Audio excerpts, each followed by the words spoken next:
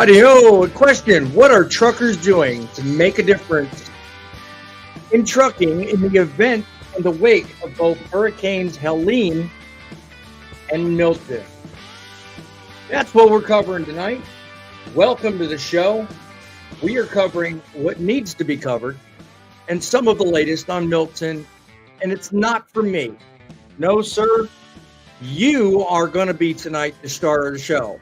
You are going to call in, hit the StreamYard link, or call into our studio line at 860-785-3547 and let us know what you know about the latest on Milton and any of the things that we need to get get you guys the information you need. We'll get to the latest out there and get to everyone in trucking to help make trucking great again. And it's not just you, it's everyone else too. I mean, we do it one load, one road, and one avenue at a time. And we do it through you. You are the reason we are out here. Tonight, it's Truckin City Journal at its finest. All right? We are here for you. Call into our studio line, hit our StreamYard link. Let's tell others what you know about the hurricanes, trucking, or any other situation that you feel needs attention. Let's do our part. Let's help others. And let's make trucking great again.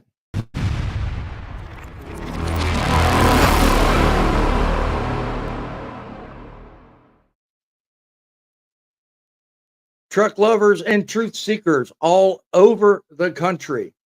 We are opening the best call-in show of our time, coming to you with a skill granted by God himself to restore your faith in broadcast talent, to tell you there always is a way to make trucking great again.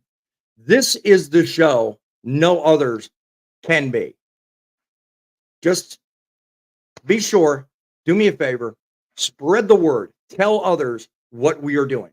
We are here day by day, letting you guys know tips, tricks, news, information that help make your day better, your week more informative, and your industry a better place.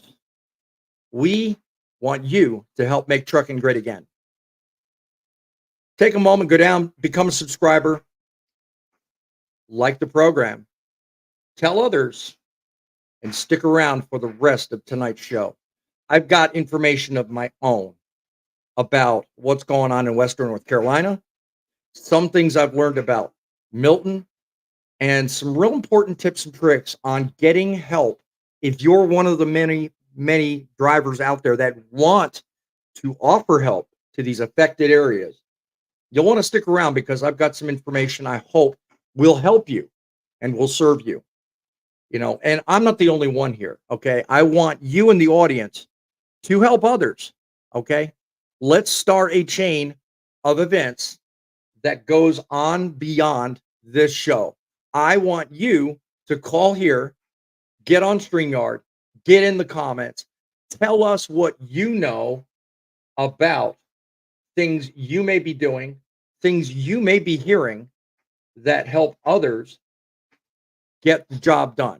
If you want to help, bring donations. If you have people that bring you stuff, if you're trying to get to the places, I've heard of a lot of different problems. So I'm just coming up here tonight trying to iron out some of those problems. One information flow, one chain, one story at a time. Tonight's a little different, but I think it's well worth it. So let's get it started. From the headquarters of the Truth in Broadcasting Network, introducing Truckin City Journal and the El-Rushbo of Truckin News, Boss Man.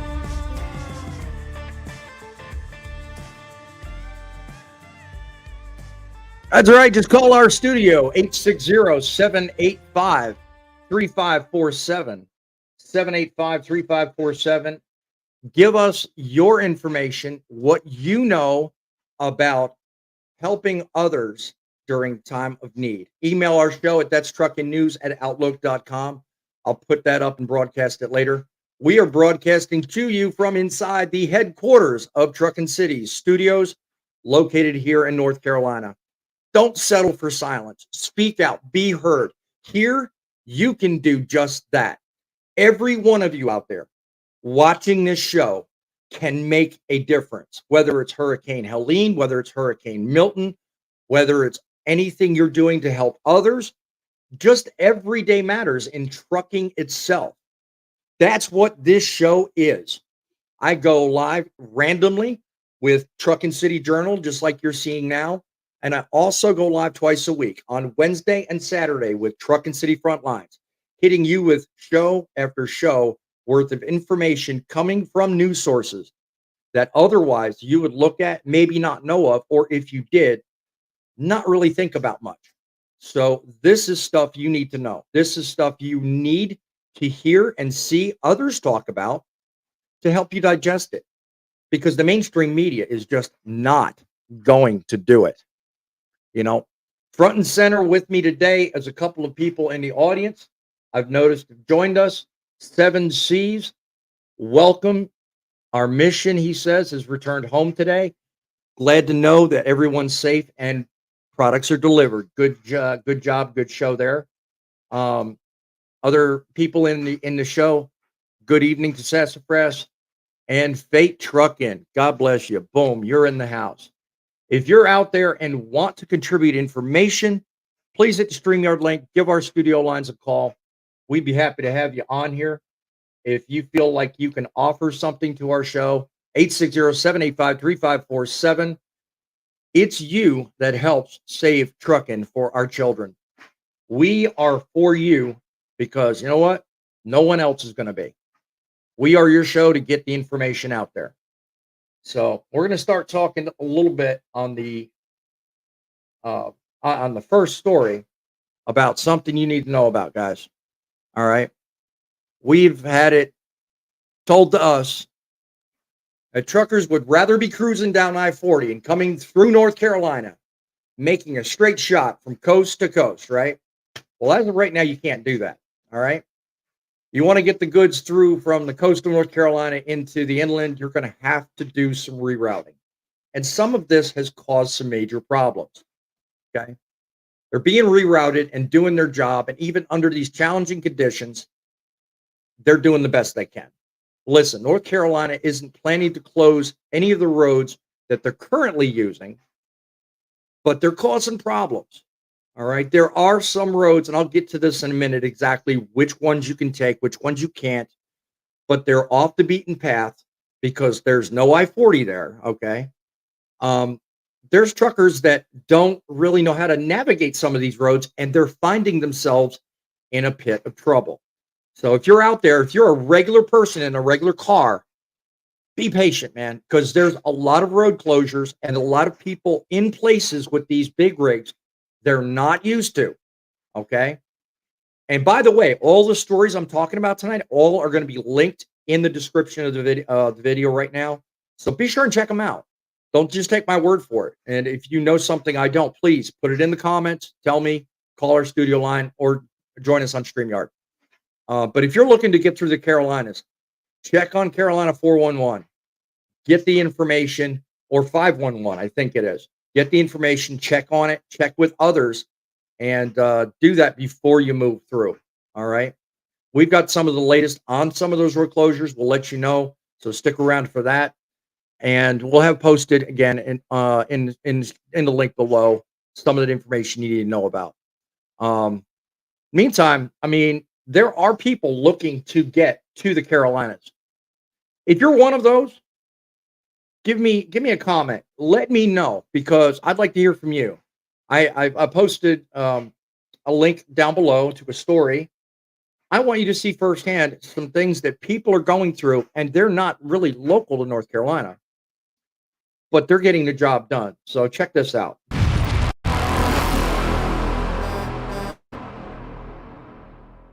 The start of the journey for one Central Texan gathering supplies for his hometown of Burnsville, North Carolina, to help out victims of Hurricane Helene. Brian Buckner lives in Lorena. He's a North Carolina native gathering supplies for victims from Hurricane Helene. After speaking with his sister Tina, who lives in Burnsville, North Carolina, he knew he had to help. They drove 2 trucks to Burnsville on Monday, filled with donations from our neighbors in Central Texas. There's no way to keep warm, no way to bathe, nothing to drink, nothing, not a lot of food to eat. And there's so many small communities that's been affected by this that's just not getting the help. Cody tells me it could take up to 6 months for some areas to get power back. Businesses are cash only, and the main town is still without water. It's like total destruction. It's really bad. It looks like a war zone. But this is not something that's going to be over with next week. This is a marathon. It is a marathon indeed. And there's a lot of people out there that are doing this very thing. Kudos to you. If you're bringing supplies in, I mean, the Western North Carolina area is going to be down and defeated and inaccessible for a long time. And that's really a shame because, I mean, there's a lot of history and there's a lot of industry. So, it really, it hits me personally because I'm in the state, first of all, but I drive through it a lot. And everybody that I bring up tonight, I'm sure has traveled the Pigeon Forge area off 81 down 40 and gone through the gorge. And it at one time was a beautiful and really peaceful highway. Travel it at the right time of night. So, some of those people that branch off of that highway and others that are also inaccessible are really having a hard time. All this time later, they still can't get supplies and they still can't do anything. That story I just ran was less than 2 days old.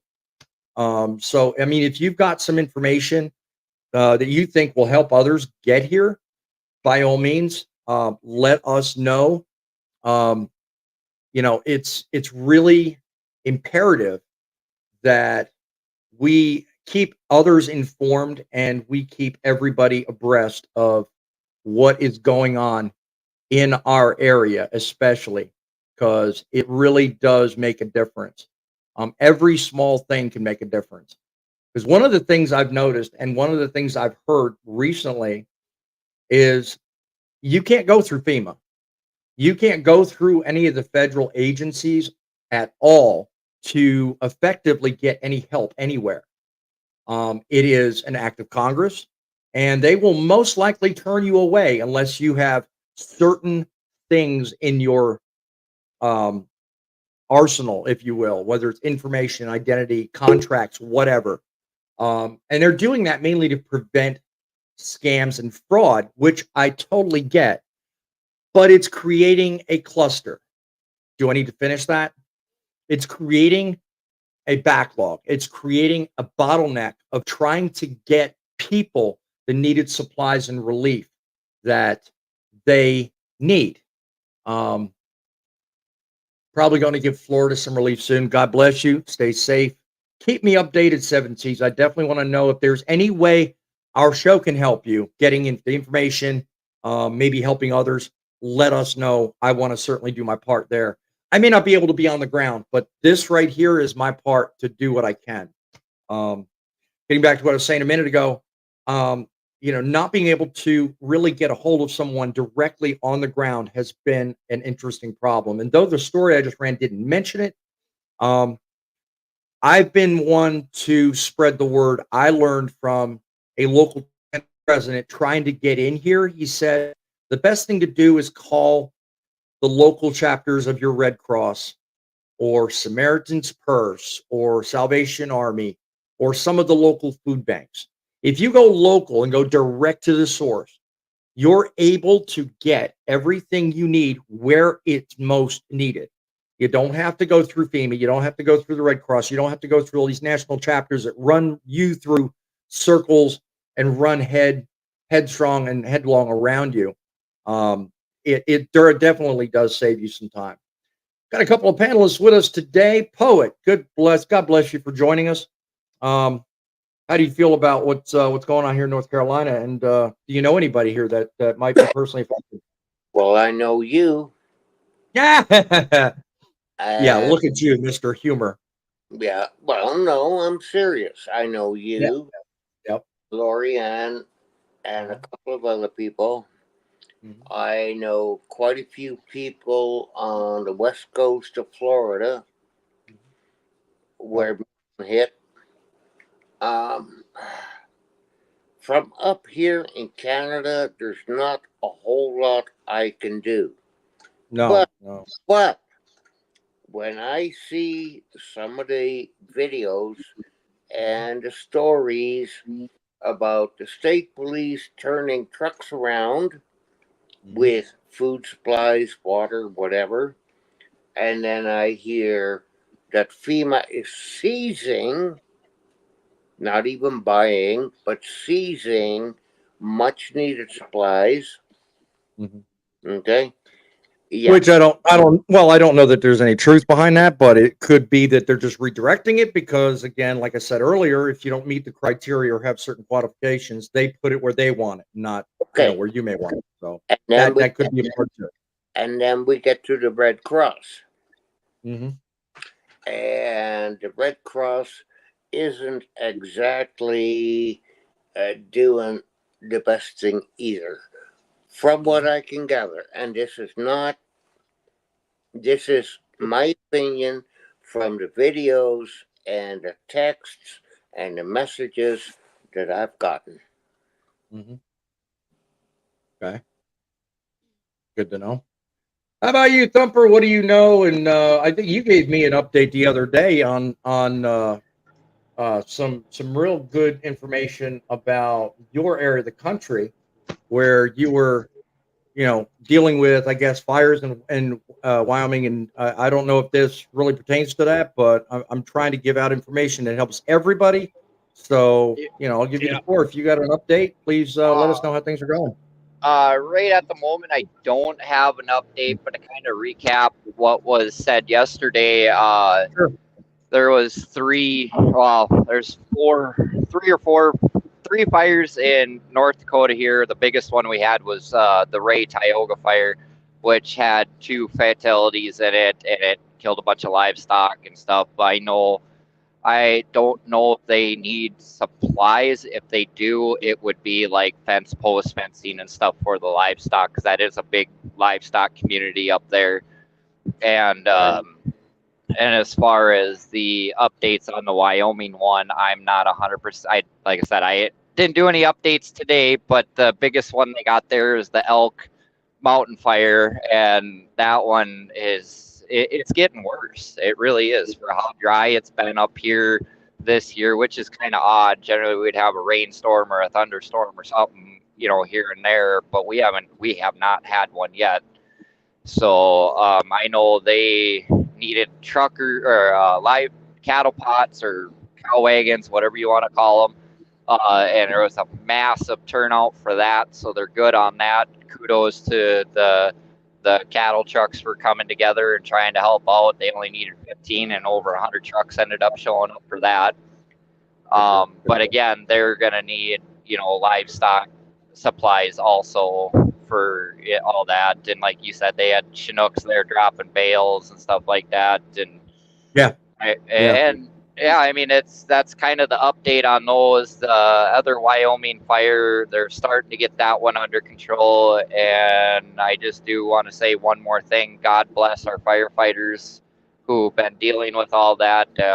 I'm saying that straight from my heart, as I'm a volunteer firefighter myself from my hometown. But yeah, I mean, it's just the communities around here. Actually, not just the communities around here, the communities around the United States. When we could all pull together like this and help another one out, put our differences aside, race, color, whatever religious beliefs, we put it all off to the side. And I God bless everybody to come together. I just all my love for everybody who's helping. I mean, I try to do my part when I can and Whether whatnot. whether it's first responders, firefighters, EMTs, you name it. I mean, they all play a significant role, and without their ability to perform and do what they do, we wouldn't be able to do any of the things we do, and that's try to step in and help. So got a couple more things I want to offer everybody. So let's just hang tight a minute. I want to offer people a little bit of advice, and that is if you're looking to give others of yourself, supplies, whether it's, you know, donations, whatever, there are a number of sources to check with. And I don't care what state you're in, if it's Texas, Louisiana, Alabama, Mississippi, doesn't matter where you're at in the country. There are people that are looking probably to go, if not here in Helene, down in Florida to help out with Milton. Check with some of these local transport companies, see what they're doing. You might be able to hitch a ride or put some of your stuff on their truck and maybe help them out. Whether you're giving it away, selling it, providing, whatever. I'm not telling you what to do with your stuff, but if you're looking to help out, there's ways to do it. When it comes to delivering relief, sometimes you got to think outside the box. You know, Definitely, by all means, if you get nothing else from this live broadcast, FEMA may have the headline presence, but if you want to cut through the red tape and ensure that your stuff gets to the right people, the best place to go is to consider reaching out to churches, food banks, and shelters for direction on where to put that stuff. Save yourself time, okay? They're on the ground, they're right there in the community, and they often have the most accurate picture of what's needed, where it is, what demand is on it, and what they have too much of. And I think that's probably one of the leading mistakes a lot of people are making, okay? One more thing I want to headline before I go any further with the next story or anything else. And I want you in the audience to also put in the comments, whether it's now or on the post replay, your exposure to and the likelihood that you're going to run across people that are scamming is extremely high. I want you to be vigilant and aware. It's going to happen. I've mentioned on other lives, and I will continue telling you now, there are people all over the place that are zeroing in on exactly what we are all prone to, and that's help in our darkest hour.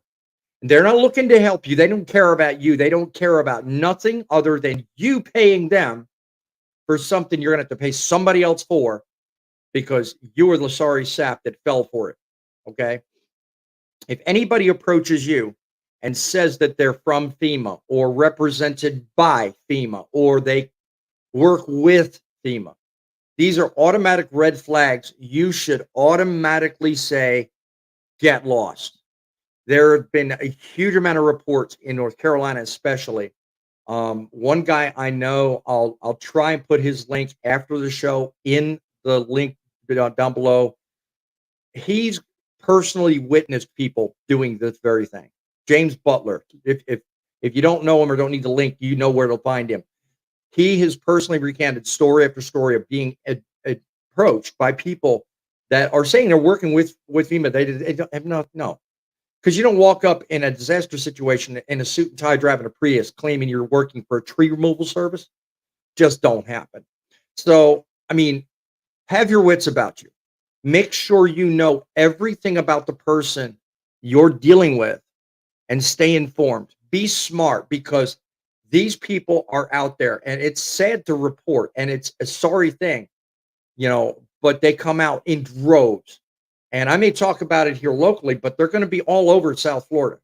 They're going to be all over that place. And they're going to be doing the same crap down there. And anybody watching this broadcast, be aware.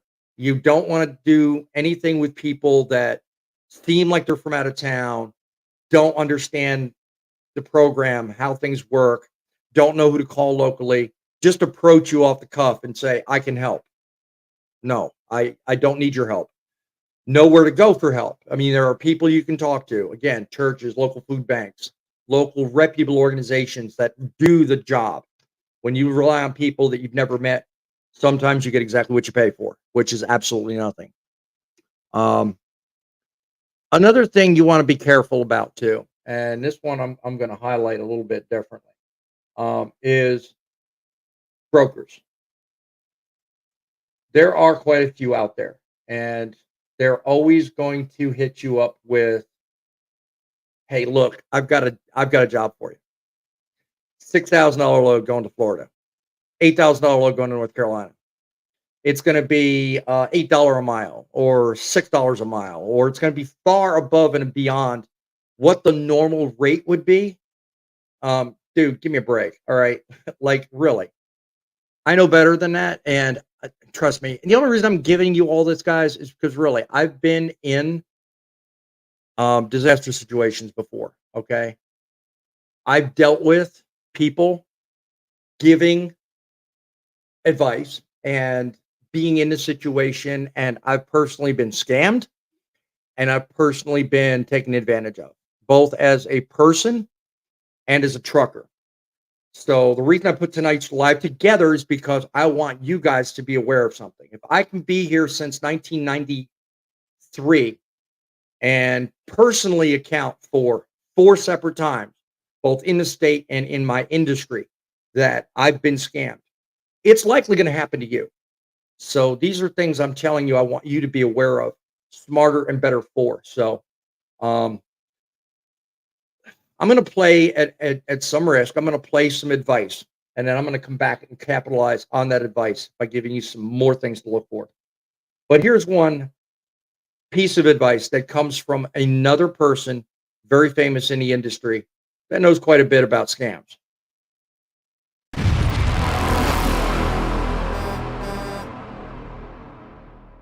I'm sure the load boards are going to be crazy. And the thing that I want to do a PSA about is making sure that you are not getting frauded, because double brokering and all these fraudsters is definitely going to be coming out. If you have never worked with them before, you need to just be wary of this stuff, right? If the broker provides documentation with different company name than the one you initially contacted, it could be a sign of double brokering. Review contracts carefully. Make sure your contract clearly outlines the terms of the shipment and explicitly prohibits double brokering. If a broker offers significantly higher rates than usual, it could be a red flag for double brokering. The rates could go crazy, but how crazy? So just triple check. There's definitely money to be made after devastation, but it's just one of those things where, you're here to help out Florida, and I appreciate that because I'm originally from Florida, but just triple check, man. That's all I got to say. Just be careful. Definitely want to be careful in any sense, no matter what you do, because as quickly as disasters happen, you're going to quickly be inundated with people that see an opportunity, and it happens all the time. People see an opportunity and they dive in and take it for granted. They take you for granted. It happens all the time. In the wake of devastating hurricanes, we're seeing American truckers once again stand up to the challenge. We're stepping forward. We're hauling supplies. We're delivering aid. We're getting the job done. Okay. But now everything that sounds great on paper may just be that. It may be just that. Great on paper, but not logistically feasible. It could be because you're being scammed. It could be because you're not going to get paid. It could be because, they think they're going to get paid and they're promising you a better rate. It's critical to keep these things in mind, what he said and what I'm telling you. If it's too good to be true, it probably is. The immediate jump in rates that we're going to see here in the near future is perfectly normal and it's natural. Okay. Broker posted rates shot up in 1 week alone, 7.6% on truck stop. And DAT reported nearly 15% on loads in over 1 week. But we haven't seen this in a while. And the reason is because every time a load shortage happens or a load increase happens after a natural disaster, there's always going to be a fluctuation. And some brokers will capitalize on that. They'll make phone calls to people that they don't normally do business with, or they'll talk to people out of the normal, and they'll offer something that seems too good to be true. You know what the rates are. You know what the rate load boards look like. Don't be fooled. Okay. Double brokering happens a lot. Triple brokering happens a lot. And as much as they're trying to clamp down, they're trying to eliminate it. It's not completely gone. Okay. It's still a thing you have to deal with. And people will try the world's worst things and do the world's worst things to you to get their load delivered, because in the first place, they're making money. You're not. They don't care about you. They care about themselves. So if you deal firstly with people you're less likely to have that problem. But that being said, sometimes you've got to deal with people you may not know, and you have to rely on others for that information. You just got to be careful when you do it. Put in the comments, those watching, any experiences you've had in the past. I'm about to tell you one that I had. I lucked out, but it doesn't always work that way. So let me know if there are experiences you think others need to know about that you're kind of thinking, yeah, could happen again. So let me know about that. Thumper, I mean, you've been through how many places? I mean, if you've been through any number of disasters, I'm sure you've probably experienced similar things. What kind of advice do you have to offer others about that? Kind of the same thing you are. Don't let people approach you. I mean, that right there instantly is a Yeah, I was scam. looking for a way to say. Yeah, I was looking for a way to say it. That's perfect. Yeah. That's Yeah, good. I mean, if a guy comes up to you, like I do it a lot, especially around like when I'm home and not in the truck, I will actually like, well, a lot of my town, they know who I am, but I'll walk up, I'll just start cutting a tree down or whatever, start throwing everything on my trailer and go haul it to the dump. But when I first moved into that town and I started doing that, they're kind of looking at me and they're like, "Oh, we didn't ask for your help." I'm like, "It don't matter. We're a community. We help each other out." And I never once asked for money. In my opinion, that's the best people to make friends with. People that are out there that are actually trying to make a difference and not ask for money. Yep. Yeah. I mean, any that's simple. I've always gone by that rule. Anybody who asks for money, stay away from me. Yep. Yeah. When it comes to a natural disaster. And I mean, that's just the thing nowadays. I mean, everybody's scamming, or I shouldn't say everybody, but a lot of people are scamming people, like especially phone calls. You really got to watch out for that, especially during a natural disaster, because they'll be like, "Hey, I'm so and so with FEMA or the Red Cross," or they even do the local guys too. Your local chapters and stuff. Just be like, "Nope, nah, I'm good," and just hang up the phone. Don't fall for their stuff. Mm-hmm. Yeah, exactly. I mean, that's pretty much obvious. I mean, I've not noticed it on the phone. The situation I was going to tell you about a minute ago. Let me briefly tell you. I mean, I wound up picking up, and Larry, you may be able to relate to this. I mean, I wound up picking up when I worked with Landstar. I wound up picking up a load that was advertised to me. Then they did Landstar did several FEMA accounts, but it was going through Crowley, and one of the brokers through Crowley wanted to move supplies for back then. It was Hurricane Maria. You guys remember Hurricane Maria ravaged southern Florida and parts of Puerto Rico. So we were bringing down supplies. Everybody was. I mean, lickety split, and there was a huge nightmare involved in getting that set up. First of all, it took me 2 days to pick it up, which was fine because I was on a 34 anyway, so that really didn't set me off.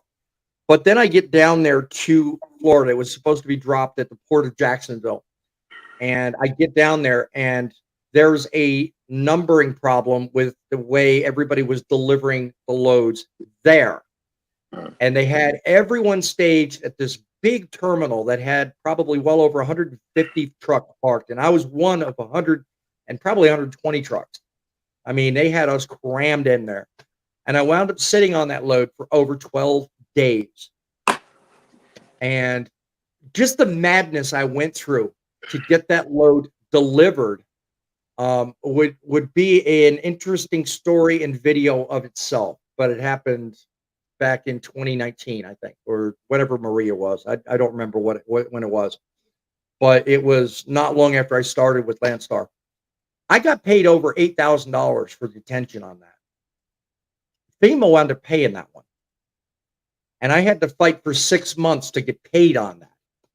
So one of the reasons I tell people what I do is because I don't want you guys ever having to go through that BS. First of all, waiting that long. Second of all, you shouldn't have to wait that long. You should be able to get your loads picked up and delivered same day, next day, whatever, and boom, you're gone. You shouldn't have to wait 6 days, 12 days, whatever the case is. And you shouldn't have to wait 6 months to get paid either. as Mother Trucker said earlier, look careful at the terms. Know exactly what it is you're getting before you start.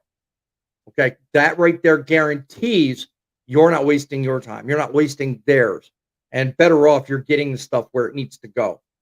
Because that at the end of the day is what needs to happen. We don't need to delay people. They need the supplies. We don't need the load. They need the supplies. I think everybody can far on agree with that. Larry, what do you got to offer? I mean, have you been through these similar circumstances, or can you think of anything that people would benefit by? And come on, man, don't stay silent. Oh, that's why you're silent. Your audio ain't kicked in. Can't hear you. Is that better? There you go. Now we can hear you. I muted my microphone. You were talking. You were shame on you. Anyway, keep going. Go ahead. Okay. So, if everybody reads their the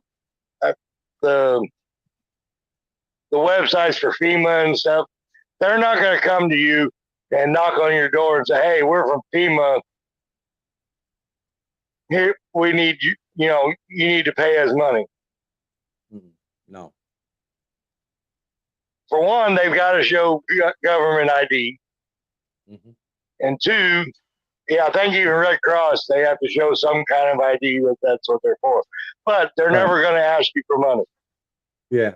So in these times, with both the hurricanes, with Helene and Milton there, I don't know how bad Florida got out of it, but be aware of that because people are going to take advantage of it. One of the other things too I noticed is a lot of people on other, not my videos, but on other videos, I've noticed a lot of people making statements about why isn't it we don't see more FEMA loads. I mean, I don't know if all three of you have access to load boards, but others have noticed that they feel like there's less FEMA loads on the board, and they're thinking that there's something. They're thinking there's something screwy with that. No, it's really not. FEMA has their carriers they go through, and if they can't cover the loads, then they get put on the load boards. The only reason why I know that is because I've been in that situation. For a while, my company was a carrier for FEMA for natural disasters. When, especially during floods and stuff, we would bring in the mobile homes. Right. And that's the thing is they have their set carriers that they deal with, and it's not mega carriers. Some of it's mega carriers, but a lot of it is independent companies. Sorry, I don't know why I couldn't think of the name of it, but that's what they do. And if there is nobody where it's a dire need that load has to get to where it needs to, then they put it on the load board. That's it. Yeah, I was told that the other day, and I thought that very interesting because, I mean, when it comes down to it, they're always talking about saving themselves in the long run. Well, if you ask me, a move like that saves them from being scammed, being expended to cost more money, you name it, all the usual things that come from, setting up the loads, setting up all that kind of stuff. I mean, Landstar, for example, we had contracts with FEMA, so we'd get a constant flow of, anytime a hurricane happened, but if you're not part of that or don't have an already existing contract, and you're looking at the general load board and you're expecting to see an uptick in volume because we had a hurricane here or a fire there or a natural disaster, it's not going to happen. They're no longer doing that. They're restricting that to save tax dollars and headaches for the people that actually service these FEMA contracts. So it's one thing I was told a while ago. I thought it was about time because for years, everybody was always all about getting in the grill and getting up in your face and getting these things and making all kind of money. And with a lot of these smaller companies, that's all it is. They don't do it to help anybody. They do it because they know FEMA will pay big bucks.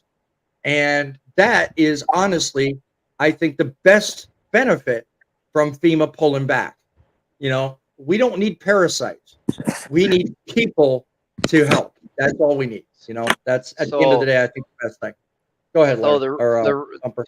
the reason why FEMA does that is because the brokers would get that load and they would do the double broker thing that you would say. So say Yeah. I'm throwing random numbers off my head, so nobody hold me accountable to this.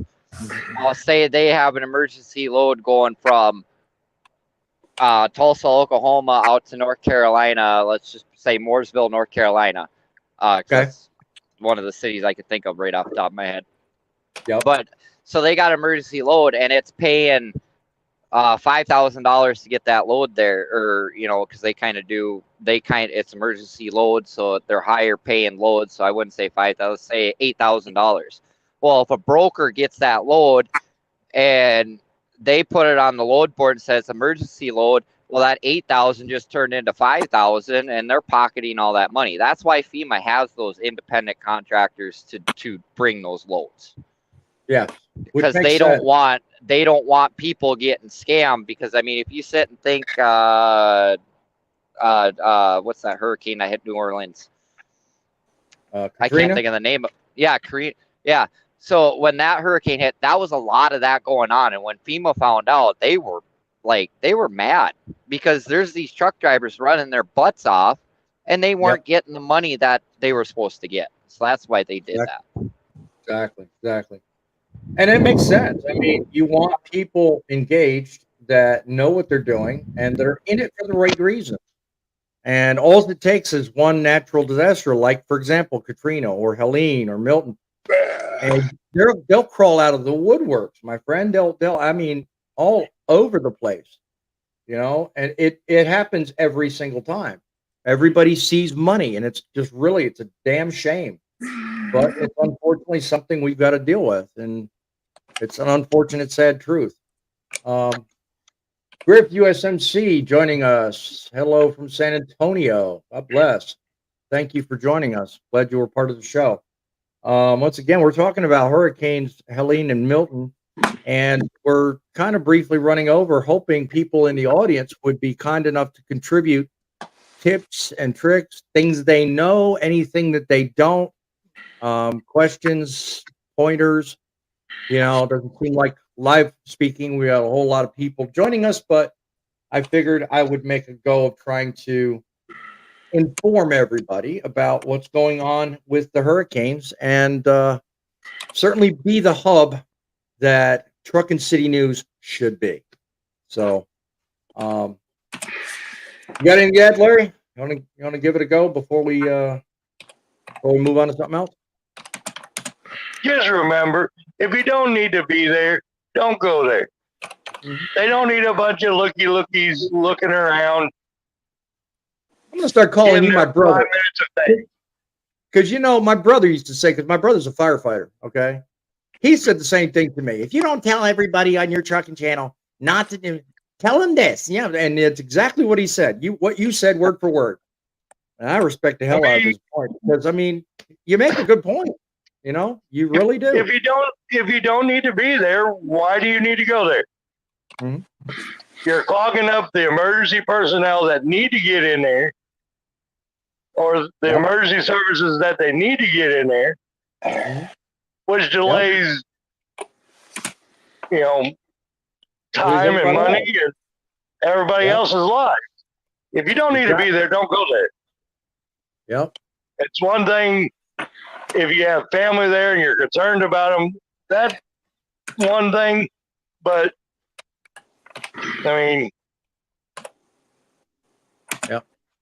one more thing I'm going to get to. I see all this stuff on every social media platform where people are just taking pictures and saying, oh my goodness, you have no clue what that person just went through that was in that house behind it. Right. Yeah. One more thing I'm going to get to, and that is just basically what you can look for in terms of getting through North Carolina. I don't have this same information when it comes to Milton and Florida, okay? But I figured I'd put this up. If you want to screenshot it, pause on the replay, whatever. There are ways to get through North Carolina. And up to now, everybody's kind of avoiding the state because they don't understand routing and they don't understand where to go and how to get around. Okay. In an earlier live I had, and Larry, I think you were part of it, and with other people on TikTok, I remember the discussion coming up about getting through North Carolina. And here's my advice to you.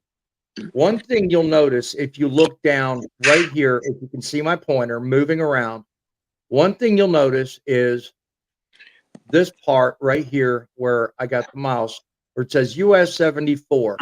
Okay. If you want to get from Charlotte to any points west in the state, the best way to do is get on 74. And 26 is limited.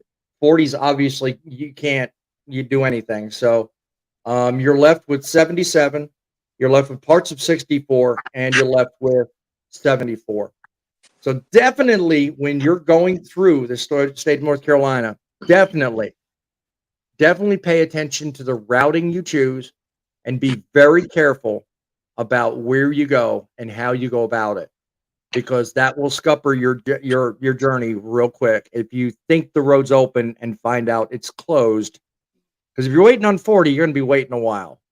But one encouraging thing is they are getting this, and this article does serve a purpose. They are getting efforts underway to do repair to I-40 very soon. And it's said that the repairs are going to start within a couple of months. Now, it's going to take a while for them to do it, and it's going to take a lot of funding, and it's going to take a lot of time, but they're doing it right away. They're not waiting, okay? So in the meantime, while all this is going on, you're going to see a lot of redirects, and you're going to see a lot of rerouting going on. So you definitely want to be careful and be wary, especially when it comes to GPS, because just like in Baltimore, when the bridge went down, the atlases aren't going to tell you. Yeah, midlife, I'm picking on you. The atlases aren't going to tell you that 40's gone. Just saying. Go ahead, Larry. I was saying, what's that number you can call for traffic information? 511? Yeah, you can look it up on the internet. North Carolina 511. They have all the information on all of the road closures, or ncdot.org. I think that is also an active URL you can type in. So you can look up those. I hear a train. Must be behind you, Larry. Unless behind me. Oh, okay. No, it must be behind Poet then, because he wasn't muted for that couple of seconds. We don't mind trains. We like trains. Not a big deal, Poet. So let it fly. I don't care. But yeah, I want to send out prayers to everybody that's, in North Carolina and in Florida as well too. So, and I will echo that. I know it's going to be a while before Florida gets back up, and because I think I-4 or 75 was washed out in places. So yeah, it was. Yep. It is. It is. Yep. 7C says by far the public sector is what is the most help to small communities. Mm-hmm. And check your email, my friend. Fate, you should have been here, my friend. You should have been here. That's all I'm saying. I'm picking on you. Yeah, but I mean, yeah, if you rely on government agencies for anything, you're going to be forever figuring it out. But yep. I wanted you guys to know, because I hear a lot of talk going on about how the routes are, what roads are open, where to go, where to put things, where to send things. My phone line is open, generally during business hours. So if you've an idea you want to commit to people, 860-785-3547. It's also open while I'm on showtime. Send me an email link. That's truckinnews@outlook.com. Certainly let us know if you have something to add. Poet, I'm assuming you want to add something. Go ahead. Yeah. We had a new guy come in yesterday by the name of Lance P. he let me know today that the Cajun Navy has now aligned with FEMA. And not a lot of people too happy about that one. Mm-hmm. Okay. Now, the Cajun Navy, as far as I know, was always independent. Okay. Am I right or not? I didn't know they had any affiliation with Truckin, to answer your question. So yeah, I Well, don't. no.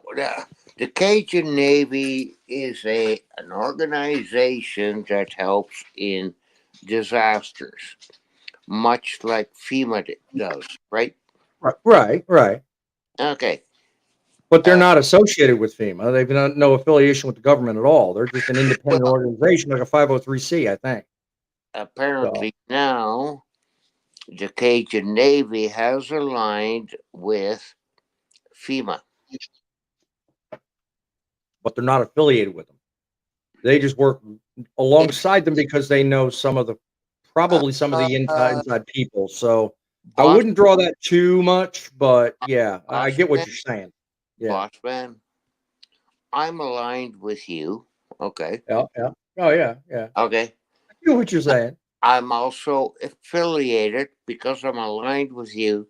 I'm also affiliated with you. Hmm. Okay. I Aligned get you. / affiliated. There's not much difference. I get what you're saying. I just I want the people in the audience to understand what we're talking about. Okay. Not misunderstanding. But I'll shut up now.